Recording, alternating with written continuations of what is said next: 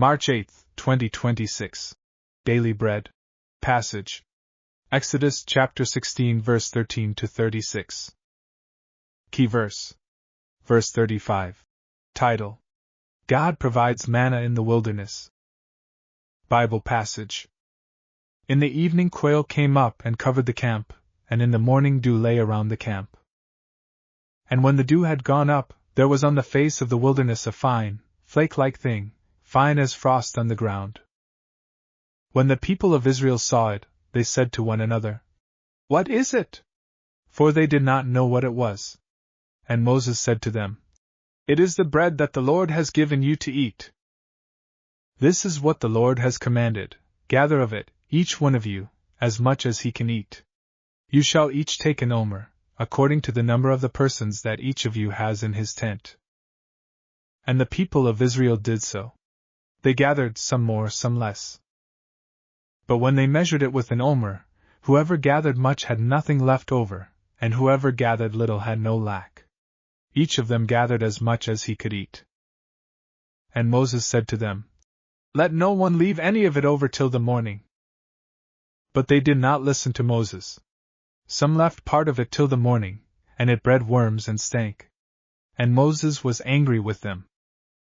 Morning by morning they gathered it, each as much as he could eat, but when the sun grew hot, it melted.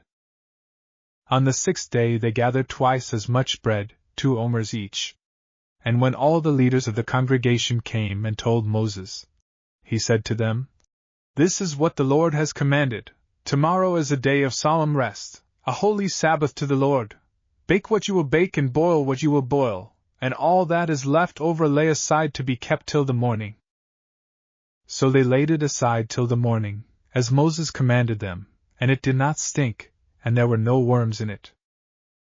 Moses said, "Eat it today, for today is a Sabbath to the Lord. Today you will not find it in the field. 6 days you shall gather it, but on the 7th day, which is a Sabbath, there will be none."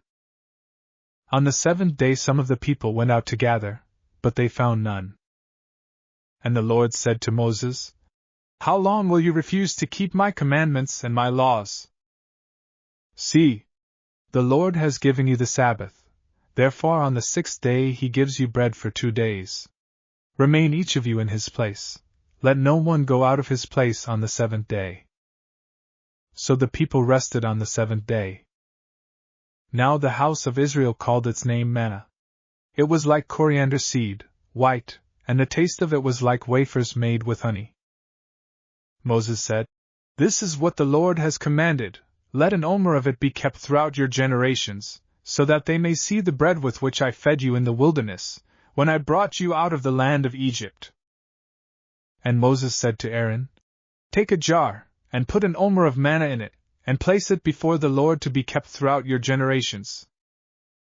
As the Lord commanded Moses, so Aaron placed it before the testimony to be kept.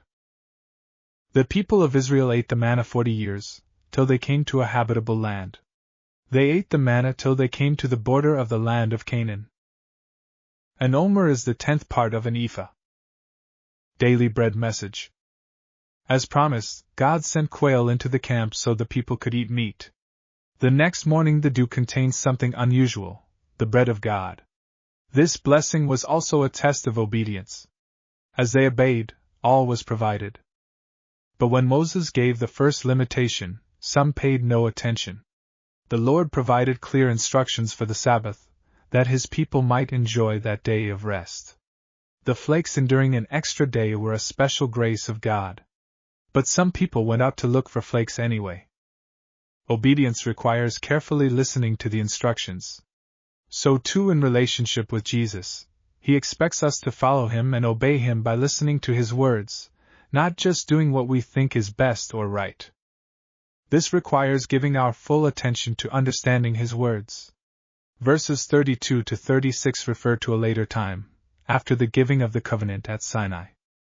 The jar of manna would be kept as a memorial and a reminder, and a witness to God's continued faithfulness and grace to his people, which endured 40 years. As we participate in communion, we remember Jesus, the bread of heaven, provided for us by God. Prayer. Father, thank you for your faithfulness, not only to provide for my needs, but to teach me and help me to grow as an obedient disciple. Help me give careful attention to your word today. One word. Jesus is the bread of life.